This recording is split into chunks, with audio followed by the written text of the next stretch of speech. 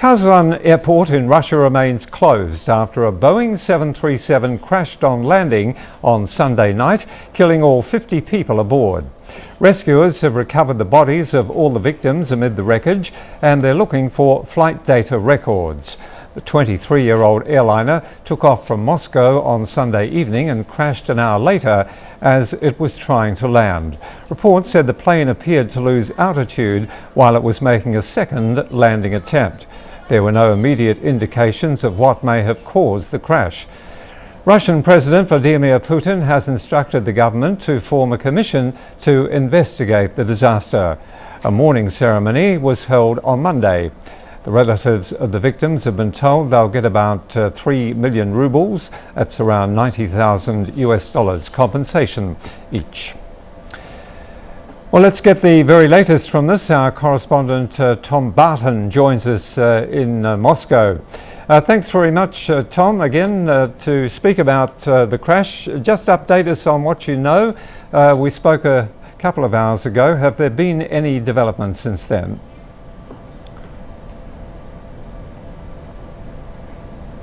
Hi there, Edwin.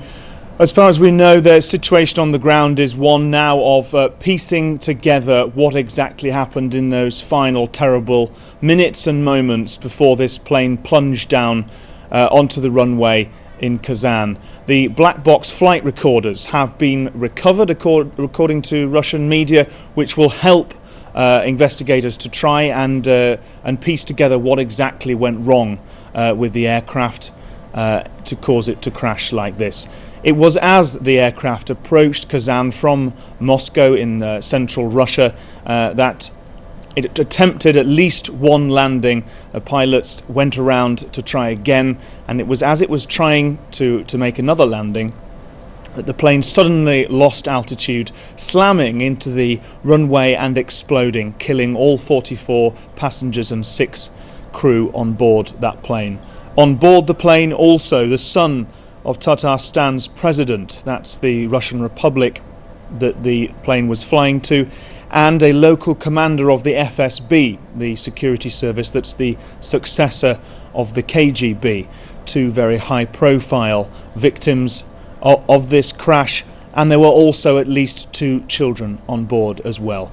Grieving relatives trying to be comforted there at the airport with psychological counselling and compensation, and it's now going to be a very long and forensic investigation to try and find out what caused this crash.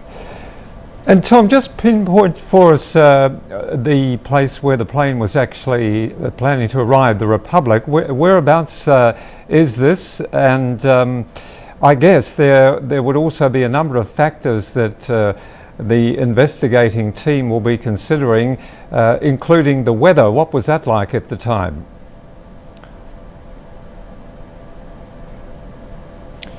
Yes, Kazan is a city, quite a large regional capital to the east of Moscow, in the centre of Russia. It's about a couple of hours flying time, and as the plane was going in to land, there was rain around the airport there. Investigators are considering whether that may have somehow had an effect. By all accounts, the weather wasn't too bad. The plane, though, as well, a major factor itself, 23 years old, which doesn't necessarily have to mean the plane was that old. There are quite a few planes of similar age operating Boeing 737s like the one that crashed. However, it had 5 to 7 different owners. It was being leased by Tatarstan Airlines from another company, and a lot of these complex deals with many previous owners are necessary for smaller airlines operating in Russia to try and afford to operate these regional routes. After the collapse of the Soviet Union, the large monopolies that were held also collapsed on air travel, and a lot of these smaller companies sprung up, and it is with these small companies that the bulk of these accidents happen, using older planes, having to save money as well. We wouldn't go as far as saying cutting costs, although there has been evidence of that in the past. In this case, it's too early to say, but certainly this plane would need some serious maintenance to keep it airworthy for long periods. And there have been reports that this very plane, on its previous flight to Moscow, interviews with people on that plane, said that they experienced a severe juddering as the plane was landing, and the plane had also had a crash landing without incident about a year before. So definitely things investigators will be looking closely at. There is also the possibility of pilot error, although it does seem that those pilots were very experienced. And also there are reports of a conversation between the pilots and the control tower, reportedly saying something was wrong with that plane.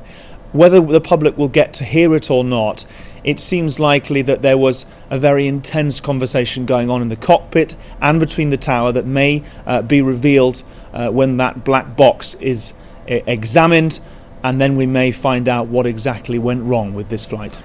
All right, many thanks for updating us there, Tom. That's Tom Barton, our correspondent, reporting to us there from Moscow.